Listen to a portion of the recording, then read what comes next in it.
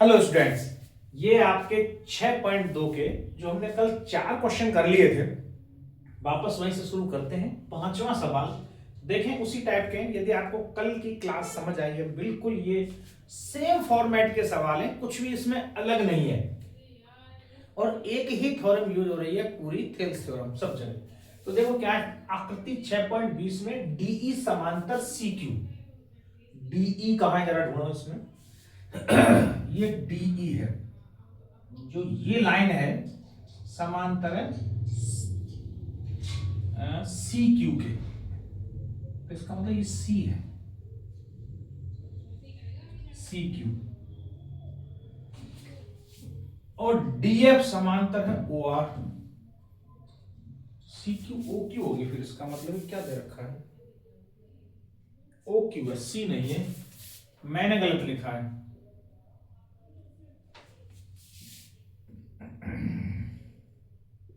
ओ ही है, O Q. DE, जो DE ये है, ये समांतर है ओ क्यू के, ये ओ क्यू के। और डीएफ, डीएफ मतलब ये वाली लाइन, ये समांतर है ओ आर के, ये खींचिए। सॉरी। तो समझे आप, बताओ किस हिसाब का, क्या ऐसे कौन से दो त्रिभुज दिखाई दे रहे हैं जिनमें हम थेल्स थ्योरम लगा सकें, बस ये चीज देखनी है।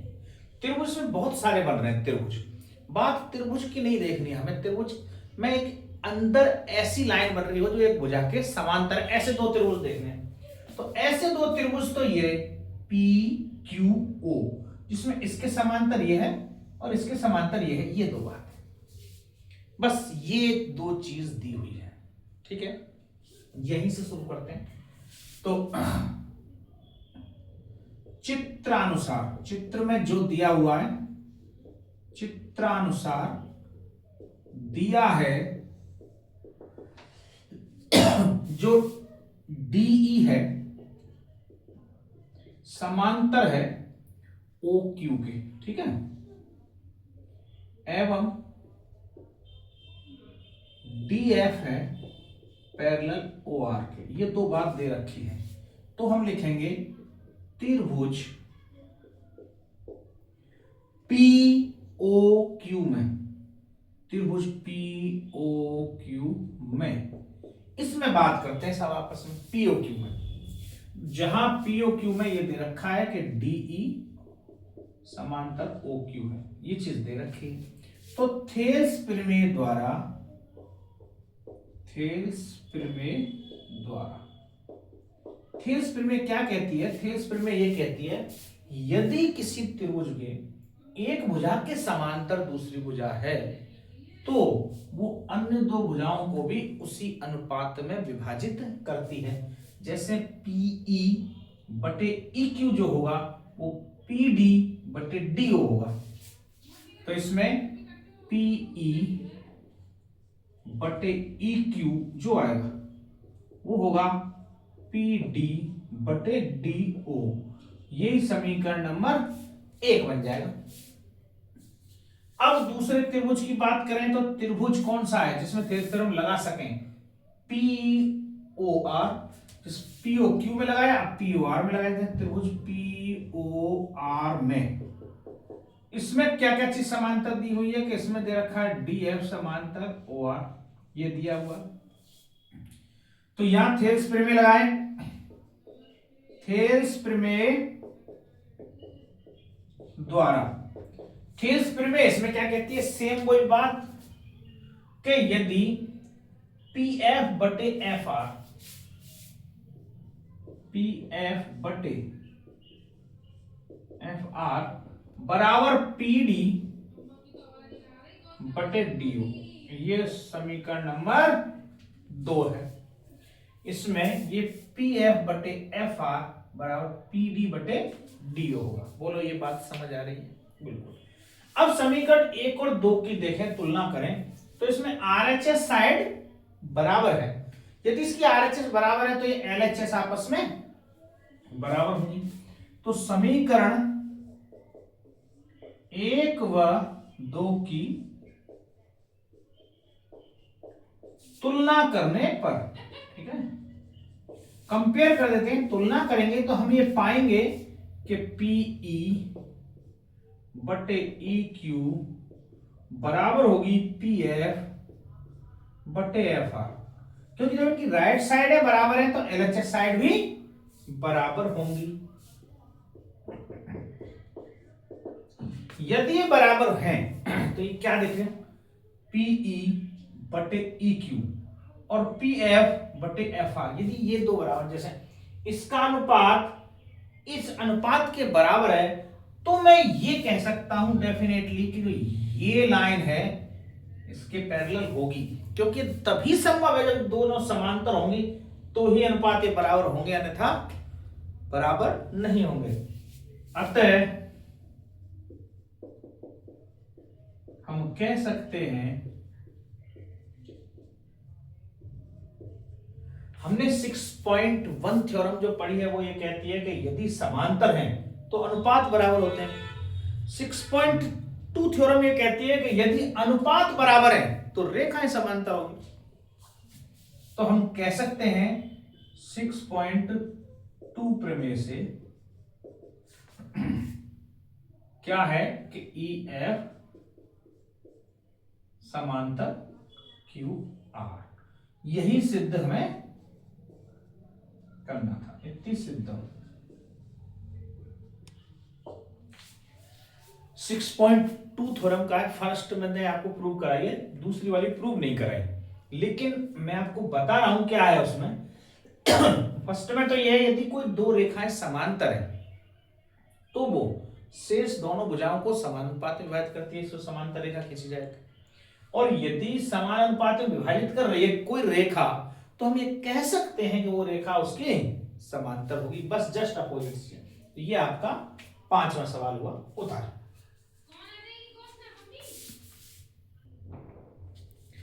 ये 6ठा सवाल देखें, ऐसा एक चित्र दे रखा है आपके 6वें सवाल में क्या क्या चीज दे रखी, ए बी समांतर पी क्यू। ए बी कहां है, ये ए बी जो ये समांतर है पी क्यू के, ऐसा एरो लगा दिया।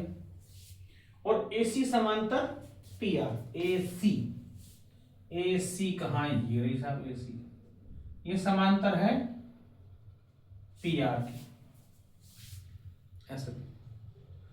तो सिद्ध कीजिए, उसने सिद्ध क्या करवाना, दर्शाइए, दर्शाने का मतलब सिद्ध कीजिए, सिद्ध कीजिए ऐसा बोला है कि जो BC और QR है ये भी आपस में समांतर है।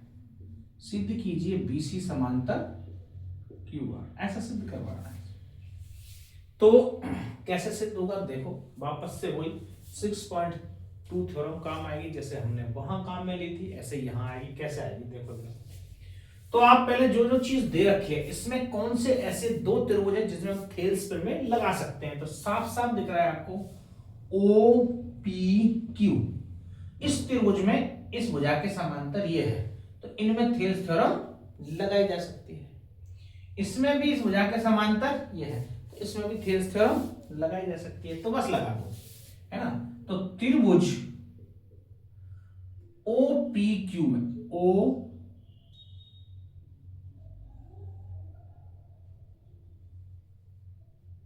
त्रिभुज OPQ में क्या क्या चीज दे रखी, AB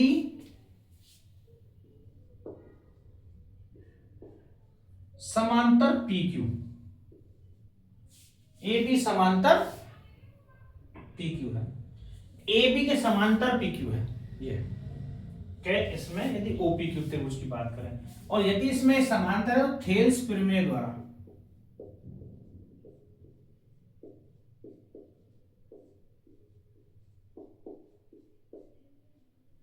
थेल्स प्रमेय से हम ये कह सकते हैं क्या कि PA बटे AO बराबर हो जाएगा आपके OB PA QB बटे BO, QB बटे। इस चीज का विशेष ध्यान रखें, उल्टा सीधा नहीं लिख देना।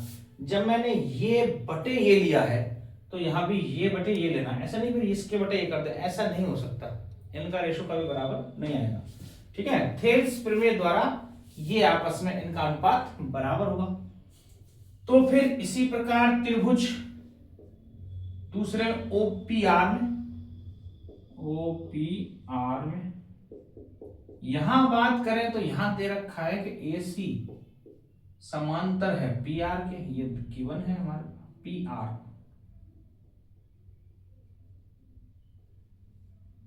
ये है पीआर के बराबर समांतर है एसी। यदि इसके समांतर है तो फिर यहां भी थेल्स थ्योरम लगाई जा सकती है। तो यह पी ए बटे एओ, यहां भी थेल्स प्रमेय द्वारा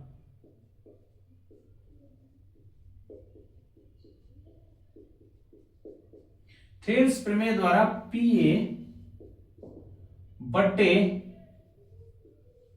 एओ बराबर यहां पे आएगा सी आर या आर सी बटे सीओ, आर सी बटे सी, ऐसा है। ठीक है, क्योंकि यहां बाद वाला लिया अनुपात तो ये भी बाद वाला ही लेना पड़ेगा ना, यहां से ये। बोलो बात समझ में आ रही है? ये समीकरण नंबर हुआ दूसरा। फिर से तुलना करेंगे तो देखो एलएचएस बराबर है दोनों की। समीकरण 1 व 2 की तुलना करने हम दोनों का कंपैरिजन करके पाते हैं कि दोनों के लेफ्ट हैंड साइड बराबर है। इसका मतलब दोनों के राइट हैंड साइड बराबर होंगे। तो क्यू बी बटे बी ओ ये बराबर हो जाएगा आर सी बटे सी ओ। क्यू बी बटे बी ओ बराबर आर सी बटे सी ओ। ये अनुपात बराबर है। किसी त्रिभुज में एक रेखा दो भुजाओं को समान अनुपातों में विभाजित कर रही है। यदि ये रेखा समान अनुपात में विभाजित कर रही है तो इसका मतलब ये भुजा इसके समांतर होगी, तभी संभव है, अन्यथा संभव नहीं है। तो अतः ये भी थेल्स प्रमेय, ध्यान रखना, थेल्स प्रमेय की 6.2 प्रमेय से 6.2 से इसकी विपरीत है। वहां ये कहते हैं यदि अनुपात बराबर है तो ये रेखा भी समांतर होंगी, BC समांतर QR होगी, क्योंकि इनका रेशो हमने बराबर सिद्ध कर दिया, इसलिए ये भी आपस में समांतर होंगे। ये आपका छठा सवाल हो गया। बस इसी टाइप के सवाल हैं इसमें उतार। ये 7वां क्वेश्चन देखें। 7वां और 8वां दोनों एक दूसरे के अपोजिट हैं। ये 7वां जो दिया है 6.1 थ्योरम लिख रही है, 8वें में 6.2 थ्योरम का यूज हो रहा है। फिर 9वां और 10वां वो दोनों एक दूसरे के अपोजिट हैं। तो इन दोनों में से एक एक सवाल ही बताऊंगा, दूसरा ऑटोमेटिकली हो जाएगा वैसा ही वैसा। ठीक है, मैं आपको ये 7वां बता रहा हूँ, 8वां आपको खुद को होमवर्क करना है, 9वां बताऊंगा, 10वां आपको होमवर्क में करना है। तो यार जरा देखें क्या दे रखा है कि त्रिभुज की एक भुजा के मध्य बिंदु से होकर, देखो एक त्रिभुज बनाए, ये बनाए, एक मध्य बिंदु से होकर एक भुजा के, ये मध्य बिंदु है भाई इस भुजा का, ये मध्य बिंदु, इसका मतलब ये लाइन और ये लाइन आपस में बराबर है, ए बी सी, और इसका नाम दे दिया मध्य बिंदु का डी। इस मध्य बिंदु से होकर दूसरी भुजा के समांतर, इसके समांतर ही खींचेगी, एक रेखा खींची जाए, खींच दी साथ, तो तीसरी भुजा को समद्वि भाजित करती है।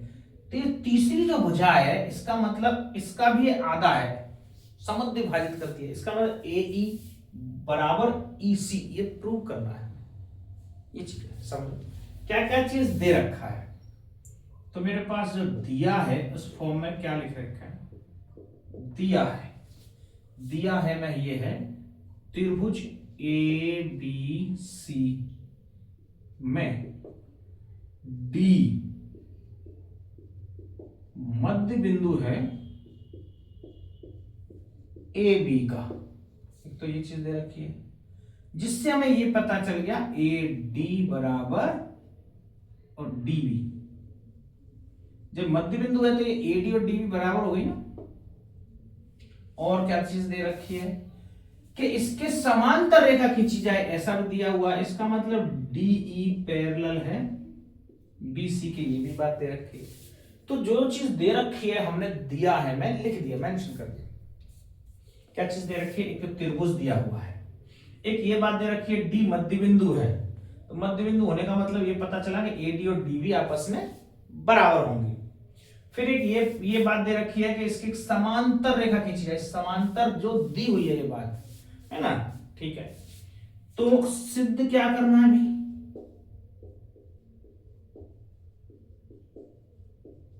सिद्ध करना है कि एई, जो एई है बराबर है ईसी के। एई ईसी के बराबर है, ये बात प्रूव करनी है, जिसको कि कहा गया है कि ई ए सी का मध्य बिंदु है, ये प्रूव करो। इसका मतलब ये है एई और ईसी बराबर प्रूव करनी है। इसका मतलब ये है कि ई ए सी का मध्य बिंदु है, ये बात प्रूव करना है हमें। तो कैसे प्रूव करेंगे? देखो, सीधा सा हिसाब किताब, उत्पत्ति के पद लिखे, त्रिभुज ए बी सी में दिया है डी ई समांतर बी सी, ये बराबर समांतर दे रखे हैं। तो थेल्स थ्योरम ये कहती है, थेल्स प्रमेय से, थेल्स प्रमेय कहते हैं एडी बट्टे डीबी बराबर होगा एई बटे ईसी, ऐसा बोला। थेल्स प्रमेय से तो ये दोनों अनुपात बराबर होंगे। और चूंकि ये दिया गया है, चूंकि ए डी बराबर है डीबी, ये तो बराबर है, आपस में कट जाएंगे। 1 इक्वल टू ए ई बटे ई, ये दोनों बराबर है तो कट ही जाएंगे। तो कट गए तो क्या आएगा? 1 आएगा। तो क्रॉस मल्टीप्लाई किया इनका आपस में, तो हमें पता चला कि ए ई बराबर ई सी। और यही हमें सिद्ध करना था। देखो, ये ए और इसी सिद्ध करना था, इतनी सिद्धम। बोलो बात बैठी कि नहीं समझ? अब इसी का दूसरा 8वां सवाल है, इसमें देखें सेम यही चीज दे रखी है। वहां ऐसा है, एक भुजा के मध्य बिंदु से दूसरे भुजा के मध्य बिंदु, ये भी मध्य बिंदु दिया हुआ है, ये भी मध्य बिंदु दिया हुआ है, पर कोई रेखा खींची जाए तो सिद्ध कीजिए वो दूसरी रेखा के समांतर होगी। तो मैं यही क्या बता रहा हूं, सवाल समझें कि जब ये भी मध्य बिंदु है, इसका मतलब ए डी बराबर डी बी, सॉरी, और ए ई बराबर ई सी गिवन है। जब ये रेशो यदि बराबर है आपस में, ए डी बटे डी बी और ए ई बटे ई सी इक्वल है, ठीक है, इनका रेशो बराबर है, तो ऐसा तभी संभव है। 6.2 थ्योरम ये कहती है कि यदि किसी दो भुजाओं के रेशो बराबर हैं तो भुजा डेफिनेटली उसके समांतर होगी। उसमें ये बात प्रूव करनी है बस। यहां 6.1 में ये चीज दे रखी, यदि भुजाएं समांतर हैं तो ये रेशो बराबर होते हैं। 6.2 ये कहती है कि यदि रेशो बराबर हैं तो ये भुजाएं समांतर होंगी। बस इतना आसान है। इसलिए मैंने 7वां क्वेश्चन बताया, 8वां खुद कर लेना। ऐसे ही 9वां क्वेश्चन बताऊंगा और 10वां आप खुद कर सकते हो, तो उतारे।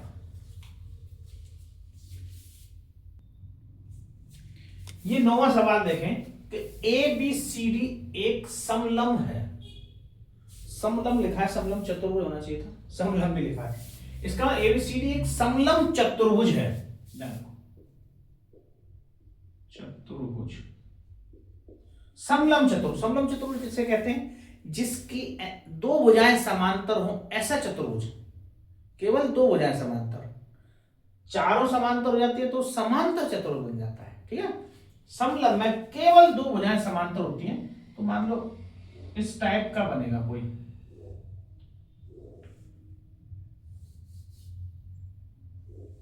ऐसा, इसको समलंब चतुर्भुज बोलेंगे, जिसमें दो भुजा कौन कौन सी, ए बी सी डी। तो यहां देखें ए बी सी और डी, तो ए बी भुजा इस सी डी के समांतर है, ये चीज दे रखी है। तथा इसके विकर्ण परस्पर ऊपर प्रतिच्छेद करते हैं, इसका मतलब इसके जो विकर्ण खींची गए हैं ये ऊपर प्रतिच्छेद कर रहे हैं, ऐसा विकर्ण बना हुआ, ठीक है। तो दर्शाइए कि ए ओ बटे बी ओ, ए ओ बटे बी ओ बराबर सी ओ बटे डी ओ, ये है। ये कैसे दर्शाया जाएगा, जरा इस चीज को आप देखें। तो हम कैसे, कहां से शुरुआत करेंगे, दिया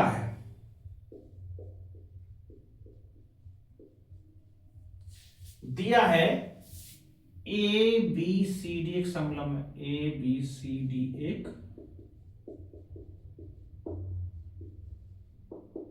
समलंब है, ये तो ये बात दे रखी है। एक ये दे रखी है कि जिसमें A B parallel C D है, ये बात दे रखी है, ठीक है। और ये भी दे रखी है विकर्ण ओ पर प्रतिच्छेद करते हैं, विकर्ण ओ पर प्रतिच्छेद करते हैं,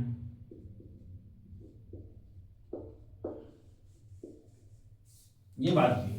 तो दिया है ना, तो ये सारी चीजें आ गई जो गिवन पार्ट है। अब हमें सिद्ध क्या करना है,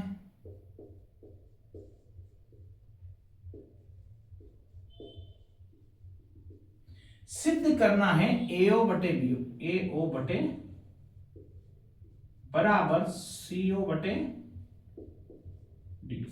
आप 10वां सवाल देखेंगे उठा के, तो सेम सवाल है वो, उसमें ये चीज दे रखी है कि ये बराबर है, ये गिवन में है। हमें सिद्ध करना है कि वो समलंब है, जबकि इसमें दे रखा है कि समलंब है।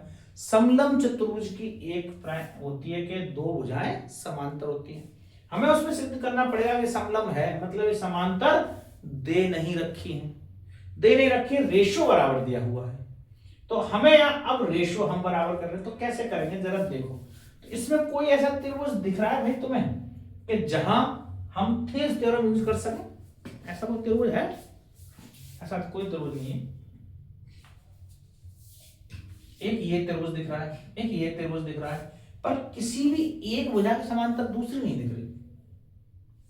मतलब इस भुजा के समांतर ये तो है, पर ये दोनों किसी एक त्रिभुज के अंदर नहीं है। इसका मतलब क्या करेंगे, हमें पर्टिकुलर रचना करनी पड़ेगी। और रचना कहां करनी पड़ेगी कि हम यहां से किसी भी एक जगह से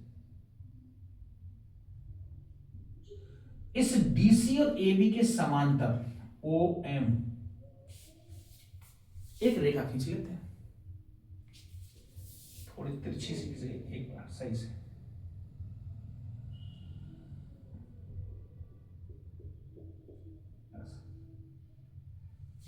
ये हमने एक ऐसी रेखा खींच ली, किसमें, इस वाले त्रिभुज में। तो क्या हम इसमें लगा सकते हैं थेल्स थ्योरम? बिल्कुल लगा सकते हैं आसानी से, है ना। अब यहां से क्या एक त्रिभुज दिखाई दे रहा है आपको, गौर करेंगे तो दो त्रिभुज ऐसे दिखाई देंगे जिसमें थेल्स थ्योरम लग जाएगा। एक तो ये ए सी डी, इसके ये समांतर है। एक त्रिभुज देखेंगे ए बी डी, इसके समांतर ही है, क्योंकि ये दोनों समांतर हैं तो इसके आपस में समांतर होगी। हमें रचना इसलिए कर रहे हैं, तो रचना देखें, एक करेंगे हम रचना। रचना ए बी तथा सी डी के समांतर रेखा ओ एम खींची। ए बी तथा सी डी के समांतर रेखा ओ एम खींची, ये बता दीजिए। तो हमने ओ एम खींच दी। ओ एम खींच दी, तो अब देखो किस हिसाब से त्रिभुज, पहले त्रिभुज लेते हैं ए सी डी में, त्रिभुज ए सी डी में, ए सी डी की बात कर रहे हैं अपन। तो त्रिभुज ए सी डी में यदि इसके समांतर है, तो क्या एक बात आपको इसमें समझ बैठ रही है? तो ए ओ बटे सी ओ बराबर होगी ए एम बटे डी एम। ए ओ बटे सी ओ बराबर होगी ए एम बटे डी एम। कैसे? थेल्स प्रमेय से। थेल्स प्रमेय से। थेल्स प्रमेय ऐसे कहती है, इसलिए इसका समीकरण नंबर 1 बना दिया। फिर से देखो आप, ये भुजा इसके समांतर है। जो समांतर है तो इसका मतलब एक त्रिभुज ए सी डी आप देख रहे हो, इसके समांतर है, तो इसका ये भाग इसके और ये भाग इसके बराबर होगा। ये थेल्स थ्योरम पढ़ते चले आ रहे हैं, इतने सवाल कर लिए, यही कुछ सीखा है हमने। तो इसी प्रकार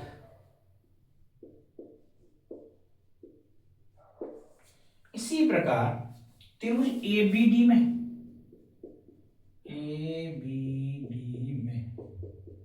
यहां बात करें, एबीडी में हमने इसके समांतर एक ओएम रेखा खींच लिए, तब ऐसा संभव हो पाया है। ये थेल्स प्रमेय तो हमें लिख भी सकते हैं सी डी समांतर ओएम, इसलिए ऐसा किया है। तो यहां भी अपन लिख दें ए बी समांतर ओएम।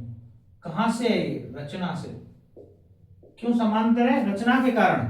हमने ऐसी रचना की है, रचना से समांतर है भाई, तो ये समांतर है। यदि ये समांतर है तो अब यहां से देखो साहब इसको कैसे कैसे मामला बन रहा है।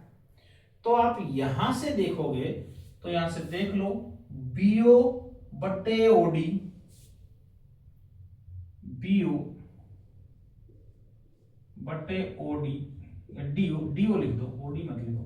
ओ इधर लिख रहे हैं, जैसे इधर में ओ इधर लिखा जा रहा है, बीओ बटे डीओ, बीओ बटे डीओ, तो बराबर होगा, बी से स्टार्ट किया इधर, तो ए एम बटे डी एम,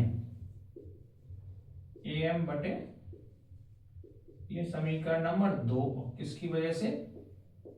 थेल्स प्रमेय कारण, थेल्स प्रमेय से ऐसा हो पाया है। ठीक है, अब समीकरण 1 और 2 की तुलना करें तो देखेंगे राइट साइड दोनों में बराबर है। जब राइट साइड बराबर है तो लेफ्ट साइड भी बराबर होगी। समीकरण 1 व 2 की तुलना करने पर ए ओ बटे सी ओ बराबर बी ओ बटे डी ओ। पर आप कहोगे ये सिद्ध नहीं करना था साहब, बी ओ आ रहा है नीचे, तो आप देखोगे इनका तो क्रॉस मल्टीप्लाई हो रहा है। जब क्रॉस मल्टीप्लाई हो रहा है तो मैं इसको यहां और इसको यहां लिख सकता हूं।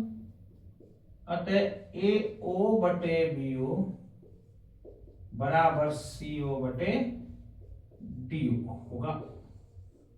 इतनी सिद्धम। आप सोच रहे होंगे ऐसे कैसे बराबर लिख सकते हैं, तो एक बार जरा बता देता हूं मैं आपको। जैसे हम लिखते हैं 5/7, जो अनुपात है वो 25/35 का नहीं है, यही है। अब मान लो मैं इस 25 को यहां लिखूं, 5/7 आ रहा है, इनका रेशो 5/7 आ रहा है, मैं 25 को यहां लिख दूं और 7 को यहां लिख दूं, तो क्या रेशो बदल जाएगा? बिल्कुल नहीं बदलेगा। 5 एकम 5, 5 25, 7 एकम 7, 7 1/5 तब भी बराबर है। मैंने इसको तो यहां और इसको यहां लिख दिया। अनुपात नहीं बदलता है जब अपन क्रॉस जो मल्टीप्लाई कर रहे हैं उन संख्याओं को बदलने में। कारण इसके पीछे लॉजिक ये है कि अगर गुणा करेंगे तो वही संख्या रहेगी। 35 गुणा 5 बराबर 25 गुणा 7। अब इसमें 25 गुणा 7 है, वो 7 गुणा 25 लिखो, 25 गुणा 7 लिखो, कोई फर्क पड़ेगा? नहीं पड़ेगा। इसलिए इन संख्याओं को इधर उधर कर सकते हैं। यही सिद्ध हमें करना था। ये आपका 9वां सवाल, इसी के जैसा की जैसा है 10वां सवाल। ठीक है, अब यहां पर ये बराबर दिया हुआ है, यहां पर उल्टा चलना पड़ेगा। यहां पर ये बराबर दिया हुआ है, इधर से हम वापस इधर आएंगे। ठीक है, ऐसे है। तो आप 2 क्वेश्चन मैंने आपके लिए केवल छोड़े हैं होमवर्क में, बाकी आपकी पूरी 6.2 पूरी फिनिश। ठीक है, आज के लिए इतना ही काफी है। धन्यवाद।